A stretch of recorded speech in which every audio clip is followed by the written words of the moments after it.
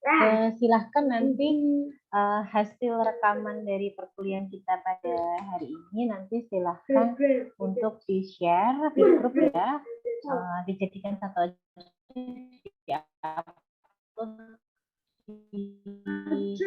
YouTube. Oke, saya lanjutkan ya. Jadi yang membedakan antara metode harga pokok dasar dengan metode harga pokok proses lanjutan itu adalah di cara mencari biaya produksi per unitnya. Kalau di metode harga pokok proses yang dasar, gitu ya, kita hanya membutuhkan total biaya produksi dibagi dengan unit ekuivalennya. Sedangkan ketika kita berbicara mengenai laporan biaya produksi, gitu ya, laporan biaya produksi yang menggunakan proses costing, kemudian ada informasi yang menggunakan weighted average atau metode rata-rata tertimbang dan FIFO, gitu ya, itu nanti ada beberapa kata kunci yang harus diperhatikan. Nah, di sini nanti kita juga akan belajar bagaimana perlakuan terhadap barang yang rusak atau barang yang hilang. Jadi memang proses costing itu memang ceritanya panjang. Berbeda dengan job order costing yang hanya lebih singkat, gitu ya. Di proses costing ini memang yang dipelajari itu dia lebih luas. Dia ada FIFO, ada weighted average, kemudian sama-sama ada perlakuan terhadap barang yang rusak atau barang yang hilang ketika menggunakan proses costing.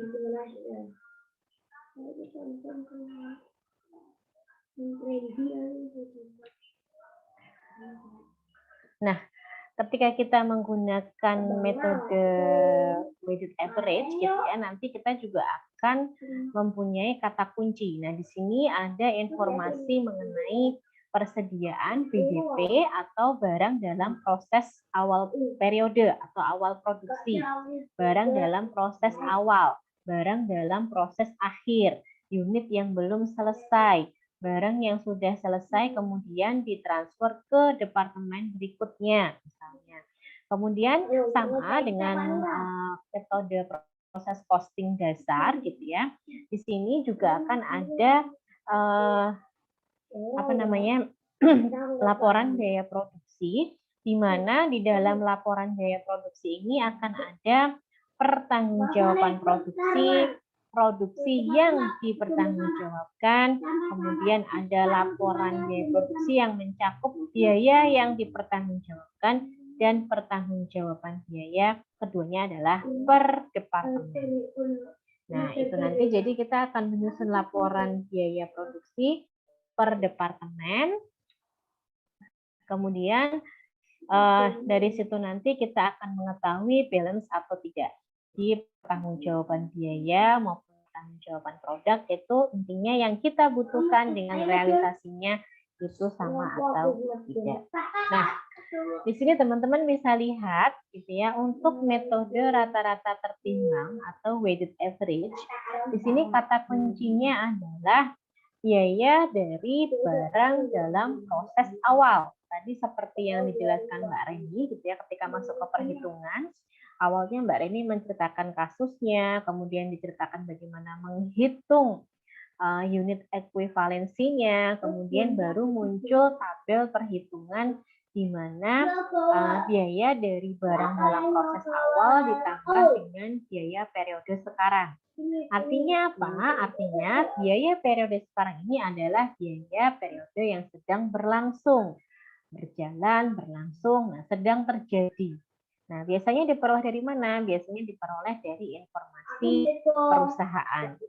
Nah, di sini untuk mencari biaya per unit, rata-rata tertimbangnya itu biaya dari barang dalam proses awal ditambah dengan biaya periode berjalan dibagi dengan unit ekuivalen. Nah, itu kata kunci untuk metode tertimbangnya. Seperti apa contoh case-nya, seperti apa contoh realnya, kita akan mulai lihat ya. Di sini ada contoh kasus atau contoh soal Yang pertama yaitu terdapat unit barang dalam proses awal periode. Gitu ya. Jadi barang dalam proses awal satuannya adalah unit, gitu ya. Jadi ini semuanya satuannya adalah unit, gitu ya. Kalau unit barang dalam proses, unit yang dimasukkan, unit yang sudah selesai, kemudian ditransfer ke departemen berikutnya, unit barang dalam proses akhir. Nah, ini satuannya semuanya adalah unit. Oke.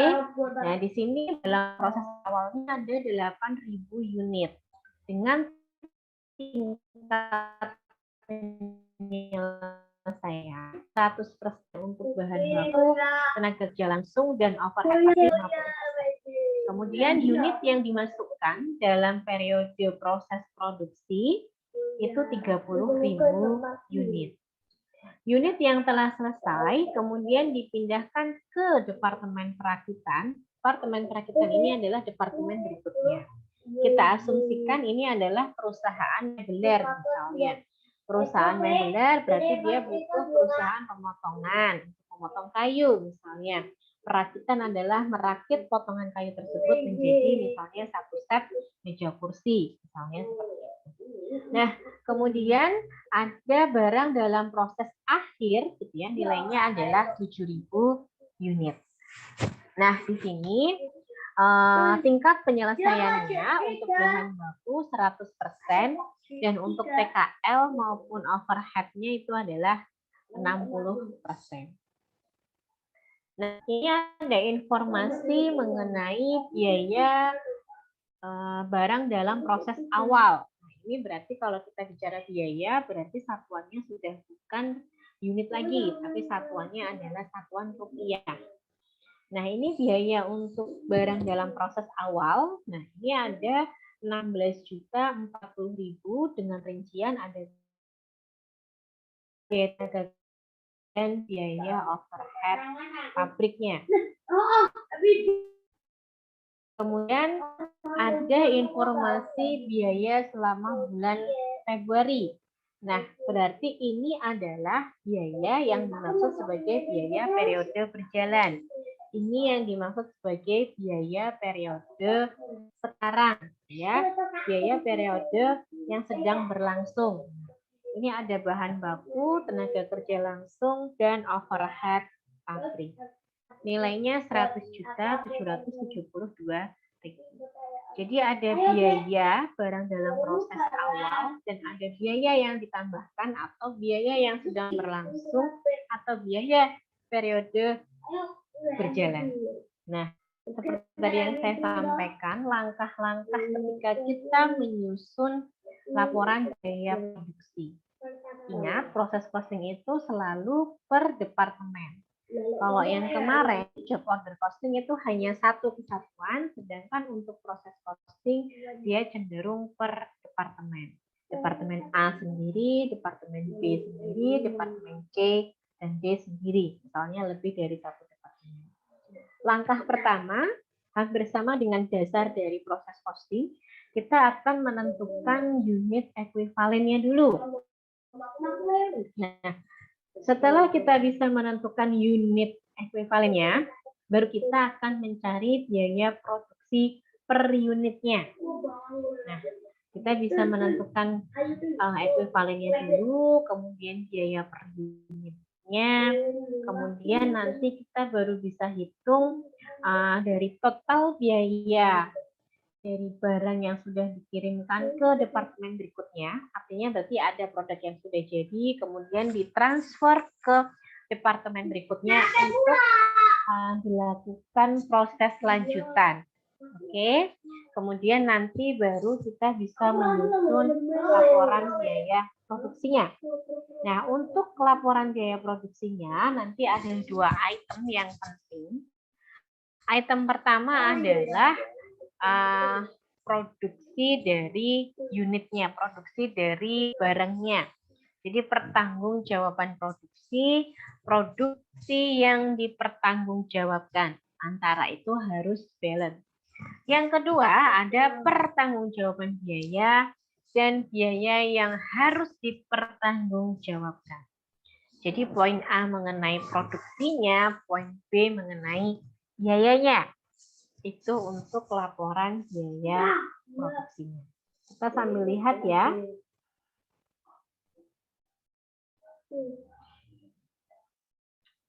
Nah, di sini ketika kita ingin menghitung unit produksi ekuivalennya, ketika menggunakan rata-rata tertimbang, gitu ya, itu kita akan menjumlahkan unit yang selesai, unit yang sudah selesai, kemudian ditransfer ke departemen berikutnya. Nah, saya rasa ini hampir sama ya dengan yang unit apa namanya kita gunakan ketika kita menghitung proses costing dasar itu hampir sama. Kemudian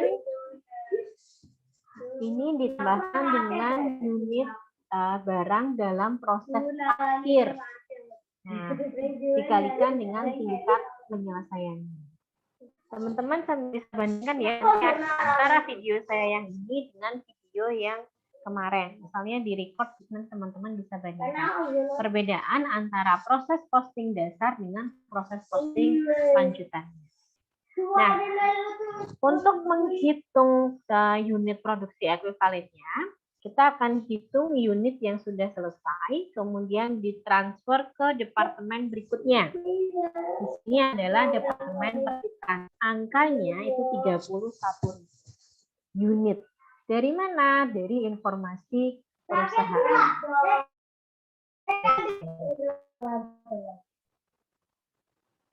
Oke, kemudian nanti ditambah dengan barang dalam proses akhir, ya, barang dalam proses akhir kita kalikan tingkat penyelesaian. Untuk departemen pertama, bahan bakunya kita masih punya tingkat penyelesaian 100%. Kemudian untuk tenaga kerja langsung dan overhead pabriknya masing-masing 60%. Ini kita kalikan. Nah, nanti akan ketemu unit produksi ekuivalen per bahannya. Jadi per bahan baku, per tenaga kerja, dan per BUP-nya. Jadi secara keseluruhan gitu ya, secara keseluruhan unit produksi ekuivalen untuk masing-masing bahan. Bahan baku, tenaga kerja, dan overhead pabrik. Dijumlahkan masing-masing misalnya di sini 38.000, 35.200 dan 35.200. Angkanya sama untuk yang tenaga kerja langsung dan overhead pabrik. Karena apa? Karena tingkat penyelesaiannya sama, masing-masing 60%.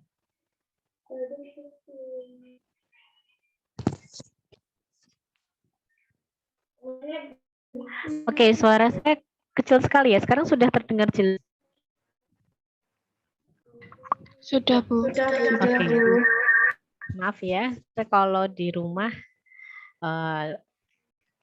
nyanding bocah. Jadi anak-anak ada di samping saya, jadi memang suaranya kalah dengan anak-anak. Oke.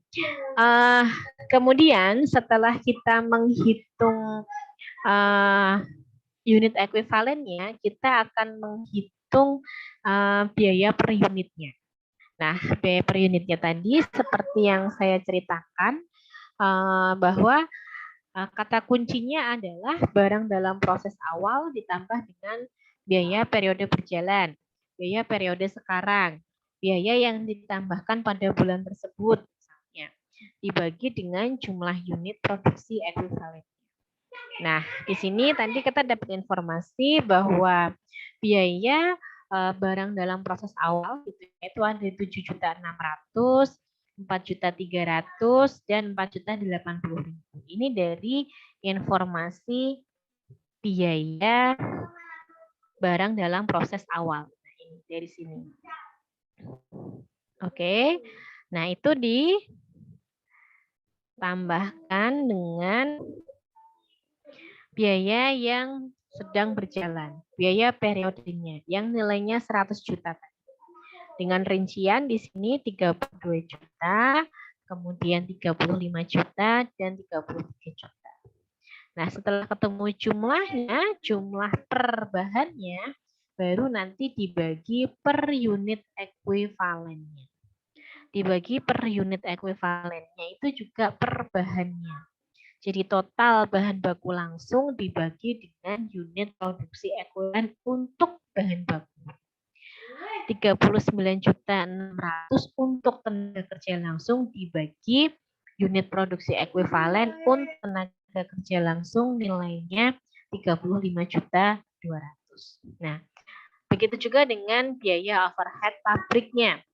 Maka nanti kita bisa ketemu biaya per unitnya untuk masing-masing bahan.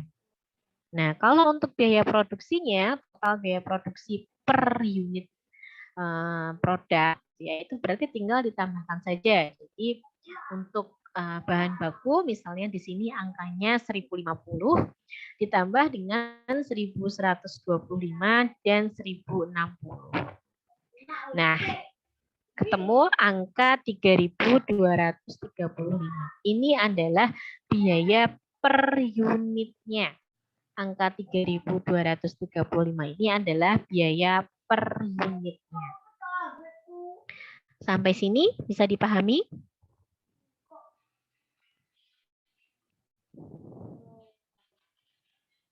Bisa. Cek.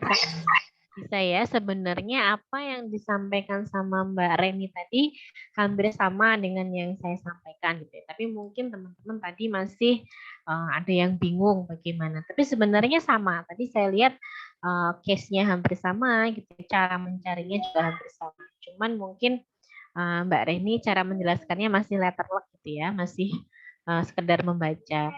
Dan teman-teman belum tune in gitu. Nah, di sini tadi yang saya cerita gitu ya. Jadi kalau kita bicara mengenai proses costing, itu nanti ada pertanggungjawaban produksi, pertanggungjawaban biaya, produksi yang dipertanggungjawabkan, dan biaya yang harus dipertanggungjawabkan. Nah, di sini ada pertanggungjawaban biaya seperti yang saya ceritakan. Pertanggungjawaban biaya ini berarti berbicara mengenai unit yang sudah selesai. Nah, unit yang sudah selesai kemudian ditransfer ke departemen berikutnya. Di sini adalah departemen perakitan. Tadi informasinya unit yang sudah selesai kemudian ditransfer ke departemen perakitan itu sebanyak 31.000 unit, ya kan?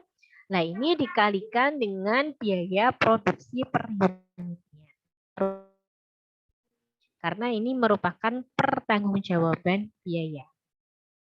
Maka nilainya 100.285.000.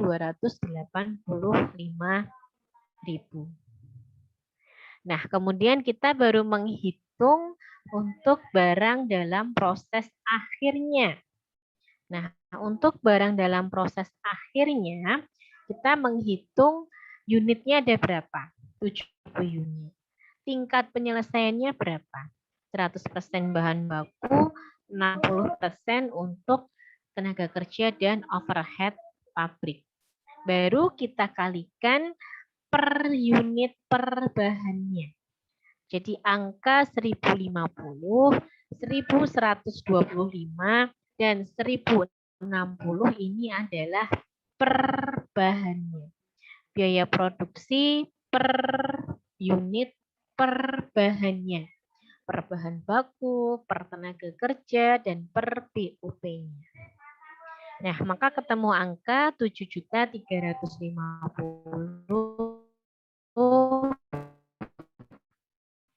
4.722. Jadi jumlah biaya yang dipertanggungjawabkan itu nilainya 116.812 Rp1.000.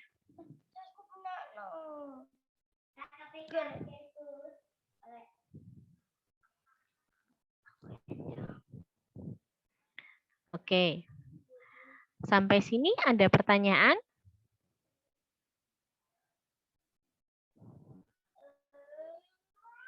Bisa ya? Bisa dipahami ya? Oke, selanjutnya mengenai ayat jurnalnya.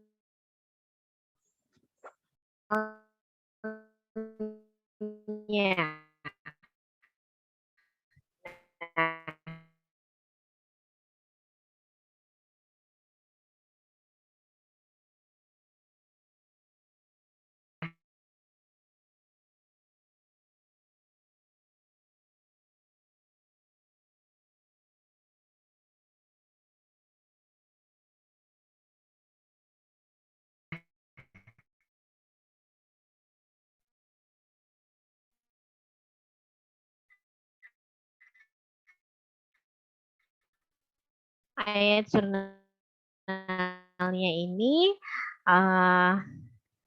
nanti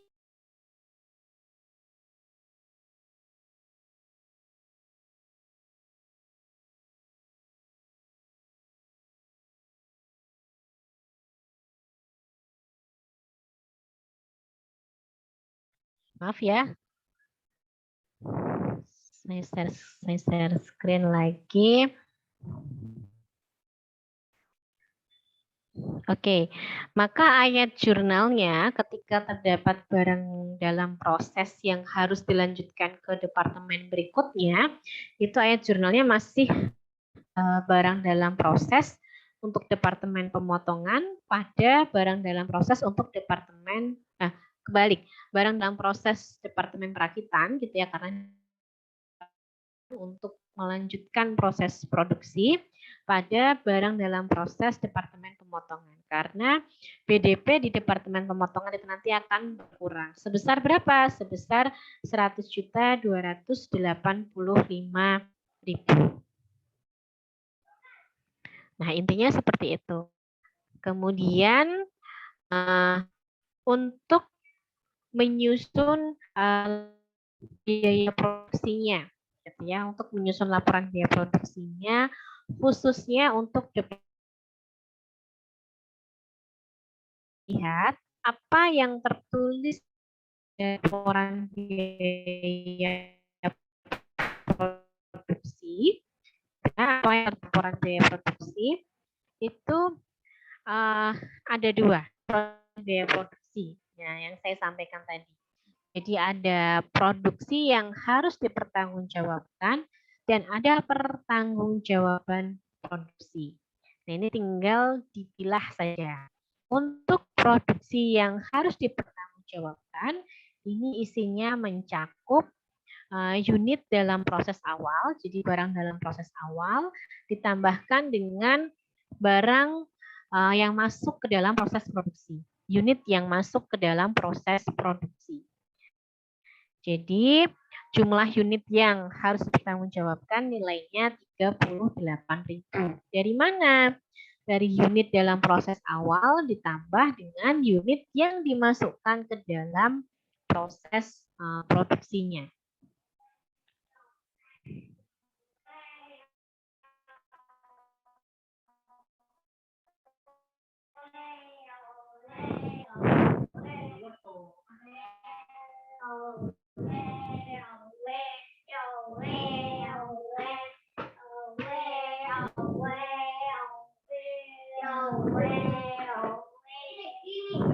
Main di luar. Maksud dia apa toh?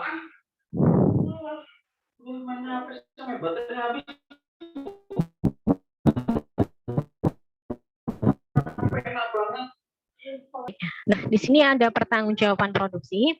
Intinya apa? Untuk pertanggungjawaban produksi, di sini ada unit produk yang sudah ditransfer ke departemen berikutnya ditambah dengan unit dalam proses akhir. Nah, jadi kalau yang dipertanggungjawabkan, yang harus dipertanggungjawabkan itu adalah ketika awal dijawabkan, itu berarti yang kita transfer ke departemen berikutnya ditambah dengan proses akhirnya. Nah, begitu juga dengan biaya produksinya. Biaya produksinya itu harus dipertanggungjawabkan dengan pertanggungjawaban biaya. Nah, untuk biaya yang harus dipertanggungjawabkan itu ada barang dalam proses awal,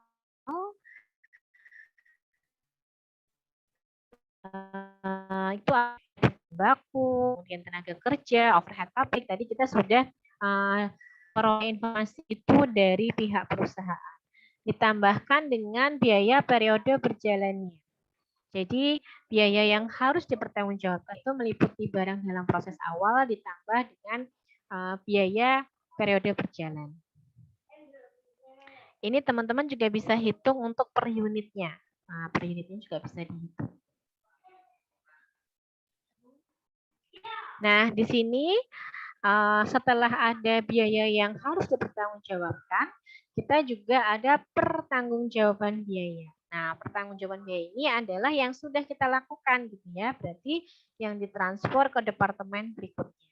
Tadi nilainya 31.000 unit dikalikan 3.235.000 rupiah. Jadi nilainya ada sekitar 100 juta. Kemudian barang dalam proses akhirnya itu kita lihat ada 7.000 unit dikalikan dengan persentase penyelesaian dikalikan dengan biaya per unit per bahannya. Maka jumlah biaya yang dipertanggungjawabkan adalah 116 juta. Kita lihat angka 116 juta ini balance dengan yang ada di depan. Jadi biaya yang harus dipertanggungjawabkan itu balance dengan pertanggungjawaban biaya. Produksi yang harus dipertanggungjawabkan itu balance dengan pertanggungjawaban produksi. Itu untuk departemen yang pertama. Berikutnya adalah untuk departemen yang kedua atau departemen perakitan. Nah, untuk departemen yang kedua atau departemen perakitan, ini kita sudah tidak ada bahan bakunya. Jadi hanya meneruskan prosesnya. Nah, untuk proses produksinya di sini kita bisa lihat di sini ada tingkat penyelesaian untuk TKL dan DOP-nya sebesar 60 tem. Nah, ini nilainya tadi yang sudah kita lihat dari yang sebelumnya gitu ya. Untuk awal proses produksi ada 4.000, kemudian memperoleh dari departemen sebelumnya tadi 31.000, kemudian yang sudah diselesai kemudian ditransfer dan diakui sebagai produk jadi nilainya 30.000. Nah, di sini ada barang dalam proses akhir itu dia 5.000 dengan tingkat penyelesaian 50%. Ini hanya untuk TKL dan overhead tidak ada lagi.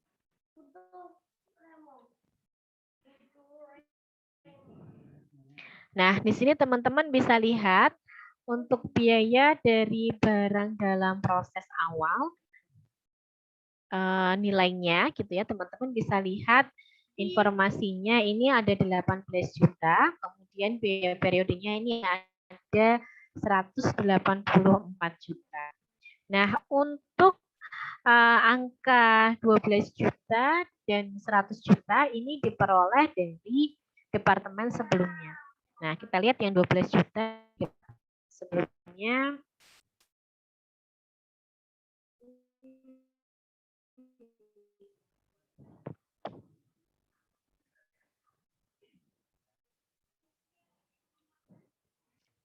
Ini ya, 100 juta 285.000.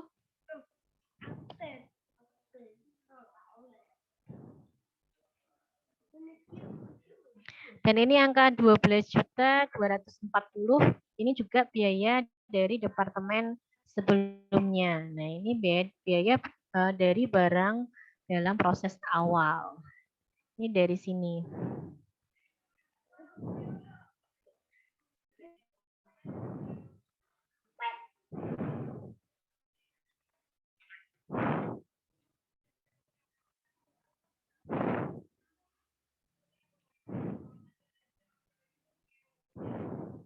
Ini hanya untuk yang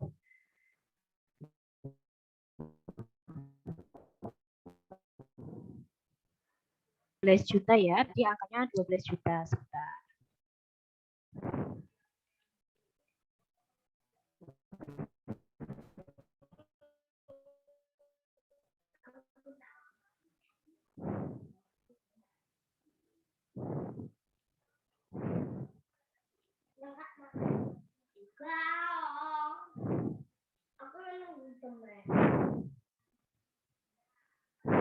Berarti ini informasi dari sini. Nanti saya cek dulu untuk yang angka 12 juta ini diperoleh dari mana saja.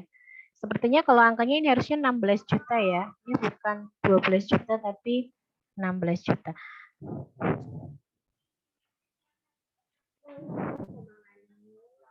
Oh, dari sini, dari 30, dari perhitungan biaya produksi.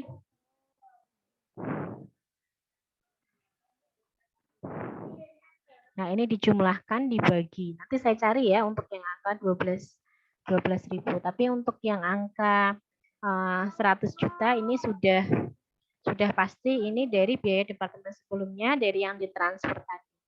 Nah, ini kalau ini berarti barang dalam proses awal, itu berarti angka 16 juta. Nanti unit ekuivalennya dulu. Nanti saya cari untuk yang ini. Tapi ini yang ini baru 3.400.000 ini angka baru 3.100.000 juta ini yang nanti saya cross check angkanya dari mana. Nah, berikutnya sama caranya kita menghitung unit produksi ekuivalennya. Nah, kita menghitung unit produksi ekuivalennya. Nah, di sini sudah tidak ada bahan baku. Ya, sudah tidak ada bahan baku, hanya ada biaya dari departemen sebelumnya. Nah, ini biaya dari departemen sebelumnya, ini satuannya unit gitu ya. Nah, ini makanya tingkat penyelesaiannya diasumsikan dari departemen sebelumnya itu 100%. Lalu untuk TKL dan BOP-nya masing-masing 50%. Caranya sama dengan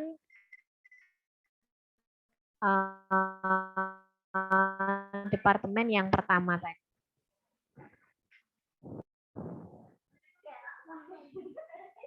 Nah, ini juga sama untuk perhitungan biaya per unitnya, gitu ya. Untuk perhitungan biaya per unitnya ini juga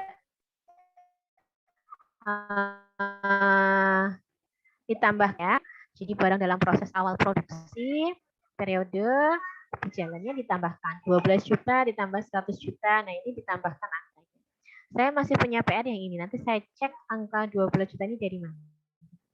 Oke, kemudian dibagi dengan unit produksi ekuivalen. Prosesnya hampir sama dengan departemen yang pertama tadi. Nah, kemudian di sini ini ada informasi pertanggungjawaban biaya, yaitu unit yang sudah selesai kemudian ditransfer ke departemen perakitan. Nah, ini yang sudah selesai gitu ya, yang sudah selesai. Nah, ini nilainya 3.000 unit. Dari mana 3.000 unit? Dari sini.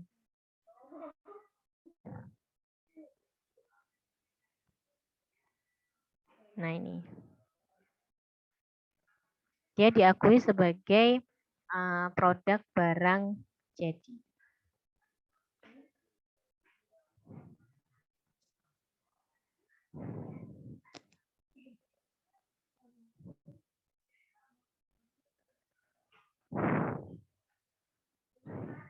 Kemudian kita lihat biaya dari persediaan barang dalam akhir.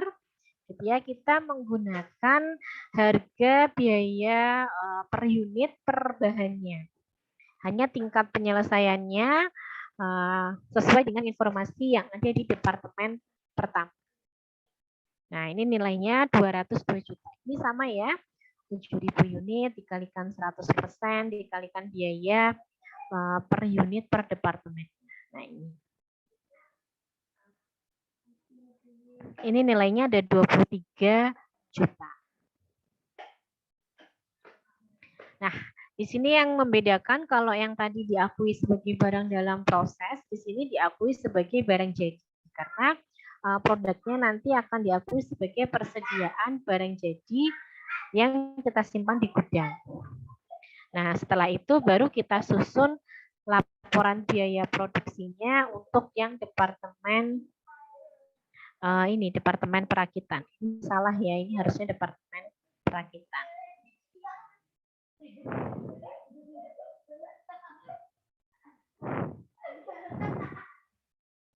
Oke, ini terjawab ya.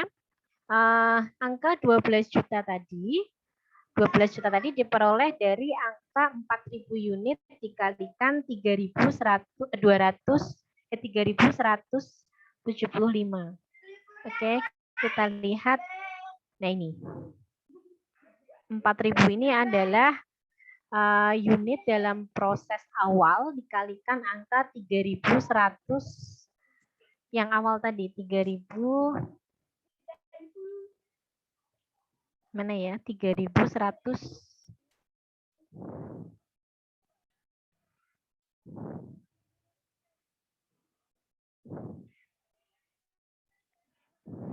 3.200 ternyata 3.235.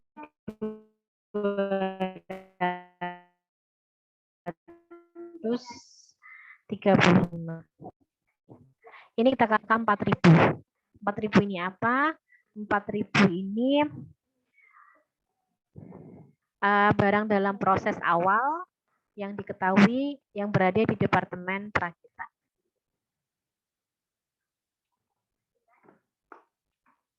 Nah ini ya. Ini.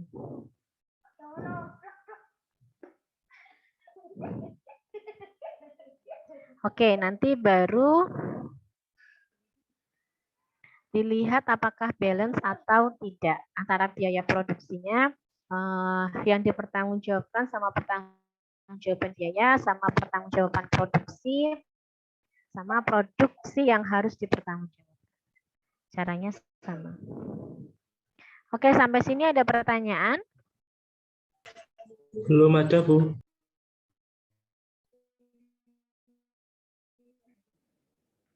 Di-share bisa dilihat oleh teman-teman yang lain. Oke, kalau ada nanti saya lanjutkan, besok saya lanjutkan masuk ke Vivo-nya. Masuk ke Vivo-nya, kemudian nanti hari Jumatnya Selasa ya. Sini Selasa, Rabunya nanti midterm. Jadi minggu tanggal 25 sana, 25 sampai 29 kalau tidak salah. Nah, itu nanti kita ada UTS ya. UTS-nya di minggu tanggal 25. Kalau nggak salah 25 sampai 30 atau 25 sampai 29. Nah, saya akan ambil hari Rabunya.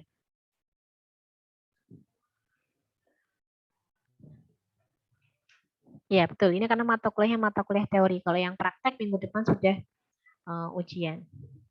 Oke, kalau nggak ada pertanyaan, saya screenshot sebentar ya untuk presensi.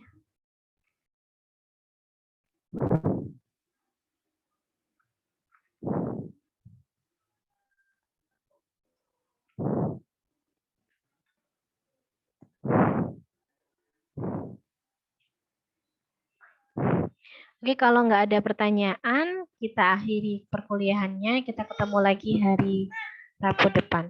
Terima kasih, saya akhiri.